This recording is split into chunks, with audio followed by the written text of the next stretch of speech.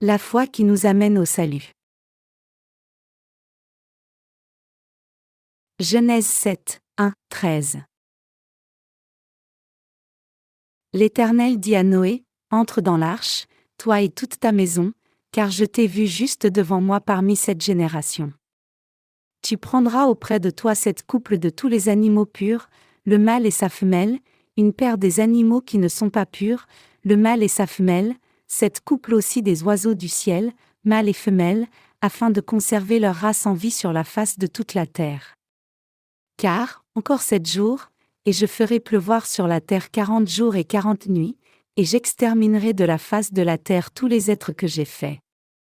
Noé exécuta tout ce que l'Éternel lui avait ordonné. Noé avait 600 ans, lorsque le déluge d'eau fut sur la terre. Et Noé entra dans l'arche avec ses fils, sa femme et les femmes de ses fils, pour échapper aux eaux du déluge.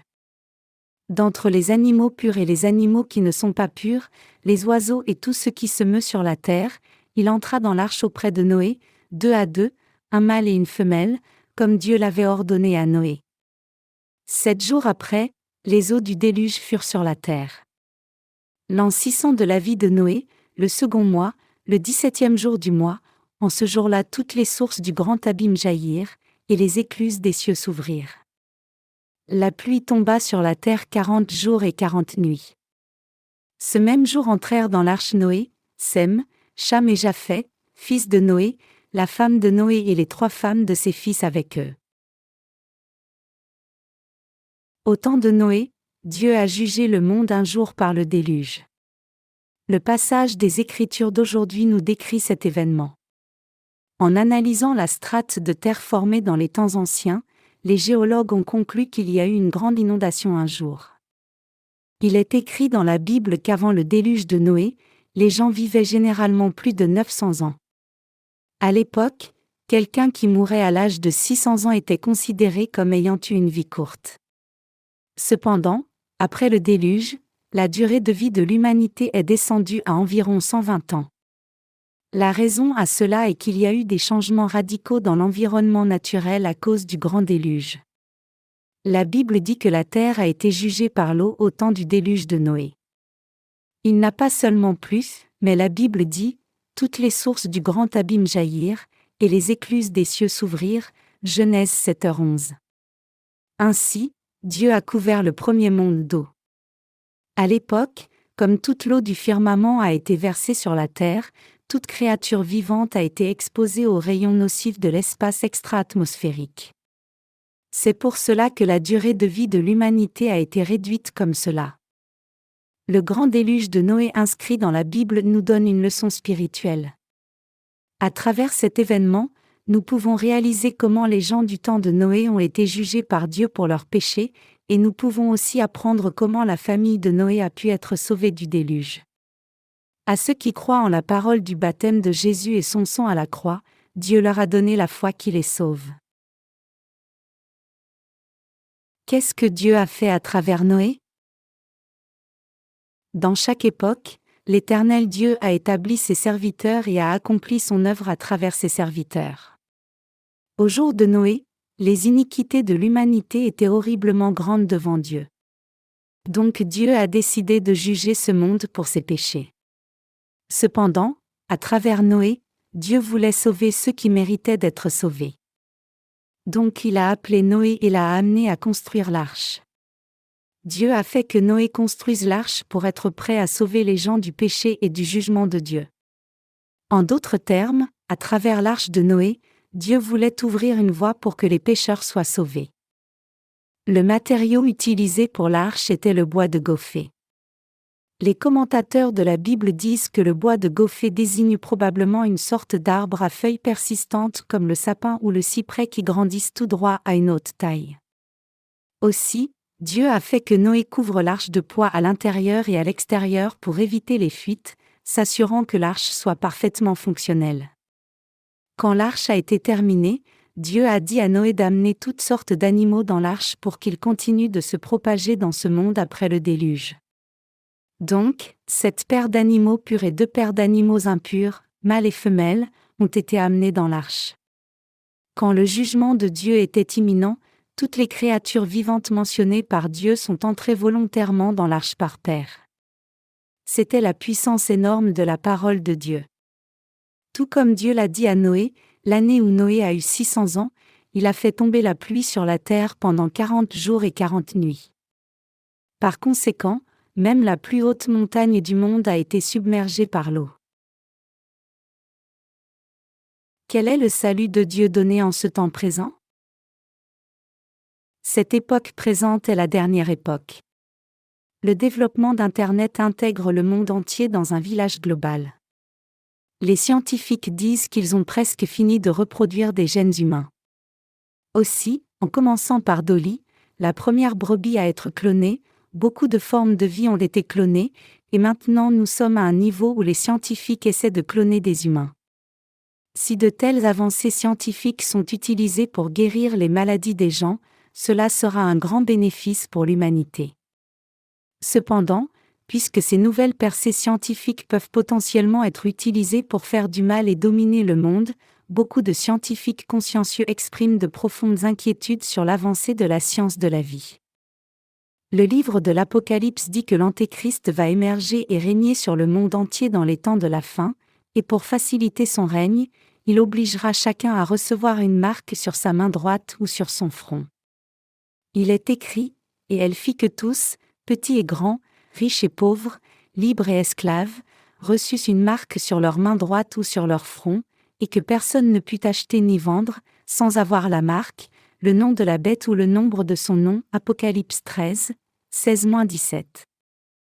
Nous faisons face à une période où c'est plus que faisable avec notre connaissance scientifique actuelle. Cependant, Dieu nous a donné sa parole qui peut sauver tout le monde en ce temps de tous les péchés du monde. En faisant que Jean-Baptiste, le représentant de l'humanité, baptise Jésus, Dieu a transféré les péchés du monde sur Jésus et a ainsi sauvé tout pécheur. En d'autres termes, en faisant que Jésus-Christ soit baptisé par Jean-Baptiste, Dieu le Père lui a fait prendre tous les péchés du monde une fois pour toutes, et en faisant que Christ meure à la croix, le Père a donné la possibilité à quiconque croit en cette vérité d'être remis de tous ses péchés. C'est une bénédiction que Dieu a répandue sur tout croyant. Le seul moyen pour que les gens soient sauvés de tous leurs péchés est de croire au baptême de Jésus et son sang à la croix.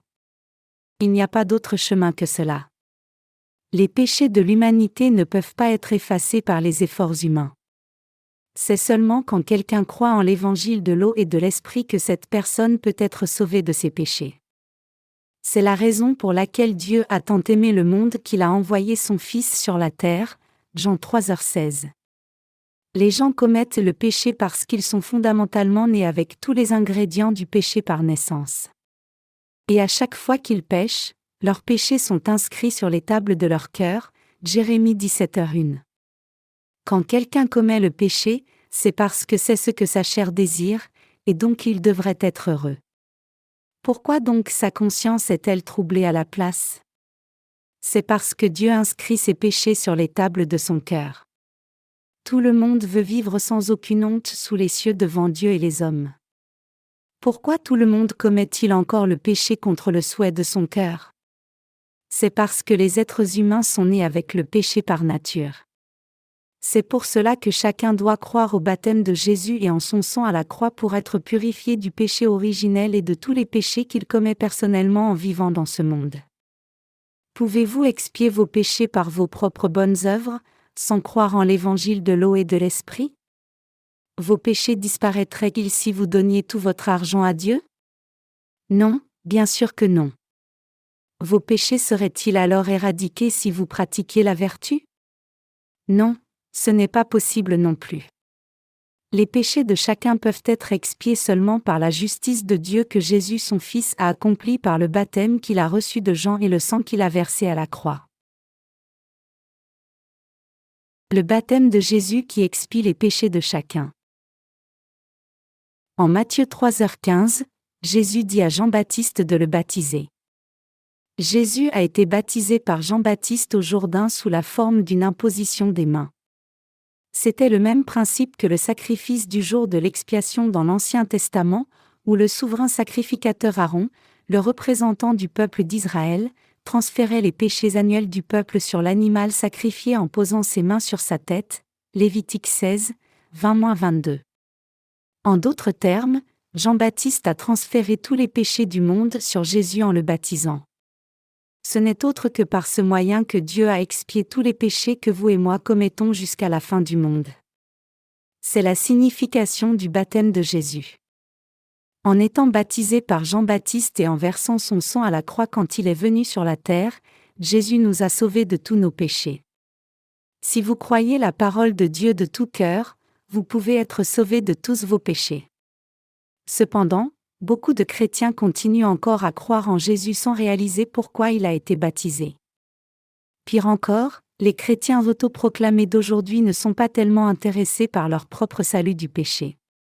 En venant sur la terre, étant baptisé par Jean-Baptiste pour prendre tous les péchés du monde, et en versant son sang à la croix pour payer tout le salaire du péché, le Fils de Dieu a sauvé ses croyants de tous les péchés du monde.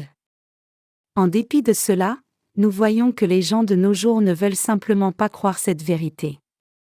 Cependant, personne ne peut être sauvé de tous ses péchés sans réaliser cette vérité, peu importe avec quelle ferveur il croit en Jésus.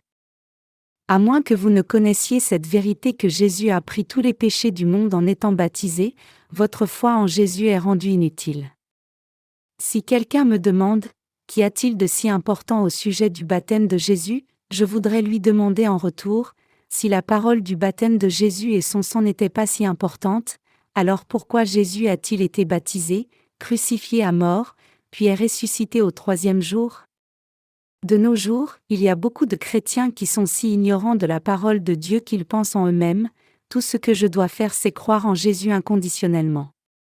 Cependant, entre croire en Jésus avec la connaissance de la signification de son baptême et croire sans cette connaissance, il y a une énorme différence en termes de conséquences. Ceux qui croient en Jésus avec une compréhension claire de la signification de son baptême iront au ciel, mais ceux qui croient sans cette compréhension seront jetés en enfer. Jésus dit en Matthieu 3h15, « Laisse faire maintenant, car il est convenable que nous accomplissions ainsi tout ce qui est juste. » Que signifie « tout ce qui est juste » ici ? Cela désigne le salut de l'humanité que Jésus a accompli par le baptême qu'il a reçu de Jean-Baptiste et le sang versé à la croix. Ce passage signifie que Jésus a accompli toute justice en portant tous les péchés du monde par son baptême. En d'autres termes, afin de sauver les pécheurs de tous leurs péchés, Jésus devait infailliblement accepter toutes leurs iniquités, et c'est pour cela qu'il a dit à Jean-Baptiste, « Baptise-moi pour accomplir ainsi toute justice », pour indiquer qu'il allait sauver toute l'humanité par cette méthode du baptême de Jean-Baptiste, le représentant de l'humanité. En recevant ainsi son baptême, Jésus a accepté tous les péchés de l'humanité et a ainsi tout expié. Cette parole de Dieu est la parole du salut et la vérité. Quand Jésus a dit « car il est convenable », il voulait dire qu'afin d'accepter les péchés du monde et nous sauver, être baptisé par Jean-Baptiste était la méthode la plus appropriée, juste et indispensable. En d'autres termes, être ainsi baptisé pour prendre nos péchés était le moyen le plus correct pour que le Seigneur nous sauve. Cela signifie aussi qu'il n'y a pas d'autre moyen pour que Jésus efface les iniquités des pécheurs de ce monde que cette méthode du baptême sous la forme d'une imposition des mains pour prendre nos péchés.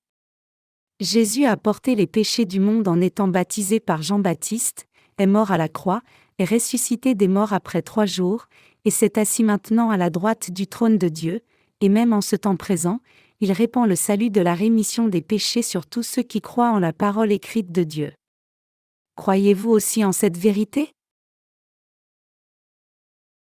Jésus a-t-il réellement ôté les péchés du monde entier ?